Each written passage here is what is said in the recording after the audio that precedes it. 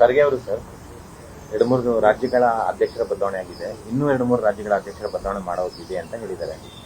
ರಾಜ್ಯದ ಕೆಪಿಸಿಸಿ ಸದಸ್ಯರ ಬದಲಾವಣೆಗೆ ಒಂದು ರೀತಿಯಲ್ಲಿ ಸುಳಿವು ಕೊಟ್ಟಿದ್ದಾರೆ ಅಂತ ಚರ್ಚೆ ಆಗ್ತಾ ಇದೆ.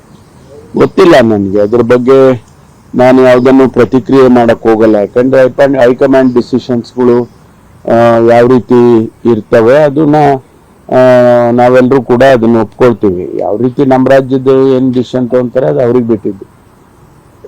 ಚರ್ಚೆ ನಡೀತಾ ಇದೆ ಸರ್, ಅದು ಗೊತ್ತಿಲ್ಲಪ್ಪ ನಮ್ಮ ಹತ್ರ. ನಾನು ಯಾವ್ದ್ರಲ್ಲೂ ಕೂಡ ಚರ್ಚೆನಲ್ಲಿ ಭಾಗವಾಗಿಲ್ಲ.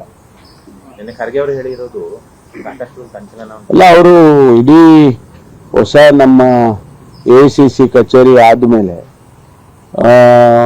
AICC ಅನ್ನ ರಿಶಫಲ್ ಮಾಡಬೇಕು ಅನ್ನೋದು ಬಹಳ ದಿವಸದಿಂದ ಚರ್ಚೆ ನಡೀತಾ ಇದೆ. ಅದೇ ಆ ಅರ್ಥದಲ್ಲಿ ಅವರು ಹೇಳಿರ್ಬೋದು ಅಂತ ಅನ್ಕೊಳ್ತೀನಿ ನಾನು.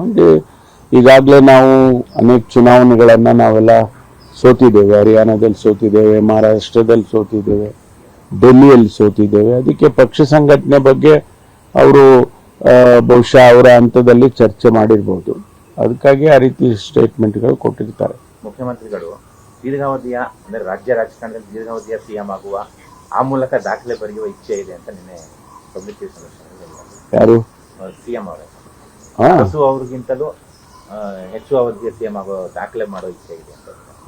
ಇಲ್ಲ, ಈಗ ನಾನು ಕೂಡ ಮೊನ್ನೆ ಹೇಳಿಕೆಗಳನ್ನು ಕೊಟ್ಟಿದ್ದೇನೆ. ನಮಗೆ ಚುನಾವಣೆ ಶಾಸಕರು ಚುನಾವಣೆ ಮಾಡಿ CLP ನಾಯಕರನ್ನ ಆಯ್ಕೆ ಮಾಡಿದರು, ಮಾನ್ಯ ಸಿದ್ದರಾಮಯ್ಯನವ್ರನ್ನ.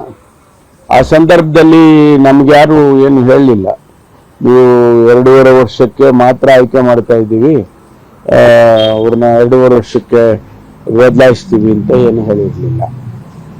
ನಾವು ಅಂದ್ಕೊಂಡಿದ್ದು ಅವ್ರು 5 ವರ್ಷಕ್ಕೂ ಕೂಡ ಆಯ್ಕೆ ಮಾಡಿದ್ದಾರೆ ಅಂತೇಳಿ. ಅದನ್ನೇ ನಾವು ಮನಸ್ಸಲ್ಲಿ ಈಗಲೂ ಅದನ್ನೇ ಇಟ್ಕೊಂಡಿದ್ದೇವೆ. ಸೊ ಹಾಗಾಗಿ ಅವರಿಗೆ 5 ವರ್ಷ ಕಂಪ್ಲೀಟ್ ಮಾಡಿದ್ರೆ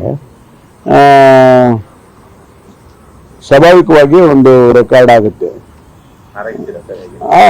ಅದು ನಾನೇ ಹೇಳಿದ್ದೀನಿ, ಆ ರೀತಿ ಹಾರೈಸ್ತೇನೆ. ಈಗಾಗಲೇ ನಾನು ನಿನ್ನೆನೂ ಹೇಳಿದೆ, ನಾವು ಯಾವುದೇ ಮುಲಾಜಿಲ್ಲದೆ ಕ್ರಮ ತಗೊಳ್ತೀವಿ ಅಂತ ಹೇಳಿ. ಈಗಾಗಲೇ ಸುಮಾರು 10 ಜನರ ಮೇಲೆ ಅರೆಸ್ಟ್ ಮಾಡಿದ್ದಾರೆ.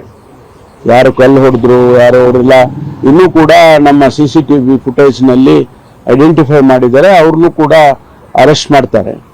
ಅರೆಸ್ಟ್ ಮಾಡಿ ಅವ್ರ ಮೇಲೆ ಕಾನೂನು ಪ್ರಕಾರ ಏನು ಕ್ರಮ ತಗೋಬೇಕು ತಗೊಳ್ತಾರೆ.